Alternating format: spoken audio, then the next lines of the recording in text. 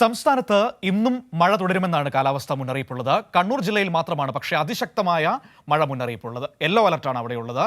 മറ്റെല്ലാ ജില്ലകളിലും ഒറ്റപ്പെട്ടതോ ശക്തമായതോ നേരിയതോ ആയ മഴയ്ക്ക് സാധ്യതയെന്നാണ് കാലാവസ്ഥാ വകുപ്പ് പറയുന്നത്. അതേസമയം കണ്ണൂർ വരെ ഉണ്ടായിരുന്ന കാലവർഷം കാസർഗോഡ് ജില്ലയിലേക്ക് വ്യാപിച്ചതായും കാലാവസ്ഥാ വകുപ്പ് അറിയിച്ചു. മഴയ്ക്കൊപ്പം ശക്തമായ കാറ്റിനും ഇടിമിന്നലിനും സാധ്യതയുണ്ട് എന്നാണ് മുന്നറിയിപ്പുള്ളത്. അതായത് സംസ്ഥാനത്ത് മുഴുവൻ കാലവർഷം എത്തിയിരിക്കുന്നു എന്നതാണ് ഏറ്റവും പ്രധാനപ്പെട്ട കാര്യം. പക്ഷേ കാലവർഷം എത്തിയതിന് ശേഷം മഴയുടെ ശക്തി മെല്ലെ കുറഞ്ഞിട്ടുണ്ട് പലയിടങ്ങളിലും എന്നതുകൂടി നമ്മുടെ മുൻപിലുണ്ട്. ഇന്നും മഴ പലയിടങ്ങളിലും പെയ്യുമെന്ന് തന്നെയാണ് മുന്നറിയിപ്പുള്ളത്. അപ്പോൾ നമുക്ക് സംസ്ഥാനത്തെ മഴയുടെ സമഗ്രമായ വിവരങ്ങൾ അറിയാം. ഷീജ തിരുവനന്തപുരത്ത് നിന്ന് ചേരുകയാണ്. നോക്കാം എന്തൊക്കെ മഴ മുന്നറിയിപ്പുകളാണ് വിവിധ ജില്ലകളിൽ പറഞ്ഞിരിക്കുന്നതെന്ന്. ഷീജ, കാലവർഷം എത്തിയിട്ടുണ്ട്. പക്ഷേ കാലവർഷം എത്തിയതോടുകൂടി മഴയുടെ ശക്തി കുറയുന്നതാണ് നമ്മൾ കഴിഞ്ഞ ദിവസങ്ങളിലൊക്കെ കണ്ടത്. ഇന്നിപ്പോൾ എന്താണ് പറയുന്നത്? സ്കൂൾ തുറക്കുന്ന ദിവസമാണ്, അതുകൊണ്ട് തന്നെ മഴ പെയ്യാൻ സാധ്യതയുണ്ടോ? തീർച്ചയായും മനു, ഏതായാലും കാലവർഷം സംസ്ഥാനത്ത് 30-ന് തന്നെ എത്തിയിരുന്നു. പക്ഷേ കാലവർഷത്തിൽ ആ രീതിയിൽ മഴ ശക്തി പ്രാപിച്ചിട്ടില്ല. കാരണം വേനൽ മഴ നമുക്കറിയാം, അതിശക്തമായ വേനൽ മഴയാണ് സംസ്ഥാനത്ത് ഇത്തവണ ലഭിച്ചിട്ടുണ്ടായിരുന്നത്. പക്ഷേ കാലവർഷം എത്തി. കാലവർഷം ആ രീതിയിൽ ശക്തി പ്രാപിച്ചു വരുന്നതേ ഉള്ളൂ. എല്ലാ ജില്ലകളിലേക്കും വ്യാപിച്ചിട്ടേ ഉള്ളൂ. കാസർഗോഡ് വരെ ഉള്ള സ്ഥലങ്ങളിലേക്ക് ആ രീതിയിൽ കാലവർഷം എത്തിയിട്ടേ ഉള്ളൂ. ഇന്ന് മഴ മാറി നിൽക്കട്ടെ എന്ന് തന്നെയാണ് നമ്മളും പ്രതീക്ഷിക്കുന്നത്. കാരണം നിരവധി കുരുന്നുകളാണ് ആദ്യാക്ഷരം കുറിച്ച് വിദ്യാലയങ്ങളിലേക്ക് എത്തുന്നത്. അതുകൊണ്ട് തന്നെ മഴ മാറി നിൽക്കട്ടെ, നല്ലൊരു പ്രവേശനോത്സവം സംസ്ഥാന വ്യാപകമായി നടക്കട്ടെ എന്ന് തന്നെ നമ്മളും ആഗ്രഹിക്കുന്നു. ഇന്നിപ്പോൾ നിലവിലേതായാലും അലർട്ടുകൾ പ്രകാരം ഒരു ജില്ലയിൽ മാത്രമാണ് യെല്ലോ അലർട്ട് ഉള്ളത്. അത് കണ്ണൂർ ജില്ലയിലാണ് യെല്ലോ അലർട്ട് നിലവിൽ പ്രഖ്യാപിച്ചിട്ടുള്ളത്. മറ്റ് ജില്ലകളിൽ ശക്തി കുറഞ്ഞ മഴയ്ക്കുള്ള സാധ്യതയുണ്ട് എന്ന് തന്നെയാണ് കേന്ദ്ര കാലാവസ്ഥാ വകുപ്പിന്റെ മുന്നറിയിപ്പിൽ നിന്നും വ്യക്തമാകുന്നത്.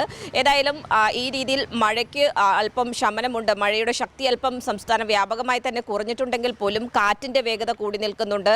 അതോടൊപ്പം തന്നെ ഉയർന്ന തിരമാല സാധ്യതയുണ്ട്. ഈ ഒരു പശ്ചാത്തലത്തിൽ തീരദേശ മേഖലയ്ക്ക് പ്രത്യേക ജാഗ്രതാ നിർദ്ദേശം നൽകിയിട്ടുണ്ട്. മത്സ്യത്തൊഴിലാളികൾക്ക് കടലിൽ പോകുന്നതിനുള്ള വിലക്ക് അത് തുടരുകയാണ്. അതിനൊപ്പം തന്നെയാണ് തീരപ്രദേശത്ത് പ്രത്യേക ജാഗ്രത പാലിക്കണമെന്നുള്ള അറിയിപ്പ് അത് സംസ്ഥാന ദുരന്ത നിവാരണ അതോറിറ്റിയും നൽകിയിട്ടുണ്ട്.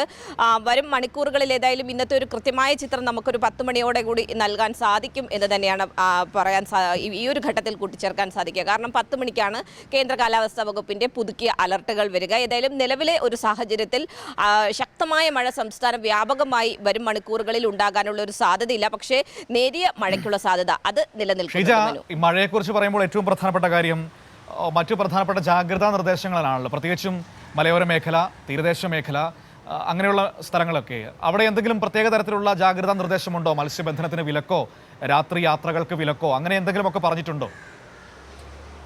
നിലവിൽ രാത്രി യാത്രയ്ക്ക് നിലവിൽ വിലക്കില്ല. പക്ഷേ ഈ പറയുന്നത് പോലെ തന്നെ മലയോര മേഖലയ്ക്കും തീരദേശ മേഖലയ്ക്കും പ്രത്യേക ജാഗ്രതാ നിർദ്ദേശമുണ്ട്. തീരദേശ മേഖലയ്ക്ക് ജാഗ്രതാ നിർദ്ദേശത്തിനൊരു കാരണം എന്ന് പറയുന്നത് കാറ്റിന്റെ ശക്തി കൂടി നിൽക്കുന്ന ഒരു സാഹചര്യം, അതോടൊപ്പം തന്നെയാണ് ഉയർന്ന തിരമാല സാധ്യത. ഇത് രണ്ടും മുൻനിർത്തിയാണ് ഏതായാലും തീരദേശ മേഖലയ്ക്കുള്ള ജാഗ്രതാ നിർദ്ദേശം എന്ന് പറയുന്നത്. കാറ്റിന്റെ വേഗത, അതോടൊപ്പം ഇടിമിന്നൽ സാധ്യത, ഈ ഒരു സാഹചര്യത്തിലാണ് മലയോര മേഖലയ്ക്കും പ്രത്യേക ജാഗ്രതാ നിർദ്ദേശമുള്ളത്. അതിശക്തമായ മഴ പെയ്ത് ഒഴിഞ്ഞ ഒരു സാഹചര്യമുണ്ട്. അതുകൊണ്ട് തന്നെ പലയിടങ്ങളിലും മണ്ണിടിച്ചിൽ ഭീഷണിയൊക്കെ ഇപ്പോഴും നിലനിൽക്കുന്നുണ്ട്. ഈ ഒരു പശ്ചാത്തലം കണക്കിലെടുത്താണ് മലയോര മേഖലയ്ക്കും സംസ്ഥാന ദുരന്ത നിവാരണ അതോറിറ്റി പ്രത്യേക ജാഗ്രതാ നിർദ്ദേശം നൽകിയിട്ടുള്ളത്. മത്സ്യത്തൊഴിലാളികൾക്ക് നിലവിലുള്ള നിയന്ത്രണം അത് തുടരുകയാണ്. ഈ നിലവിൽ ഉള്ള ഈ പറയുന്നത് പോലെ തന്നെ ഉയർന്ന തിരമാല സാധ്യത, അതോടൊപ്പം തന്നെ കാറ്റിന്റെ വേഗത കൂടി നിൽക്കുന്ന സാധ്യത, ഈ ഒരു പശ്ചാത്തലത്തിൽ മത്സ്യത്തൊഴിലാളികൾക്കുള്ള നിയന്ത്രണവും അതുപോലെ തന്നെ തുടരുകയാണ് മനു.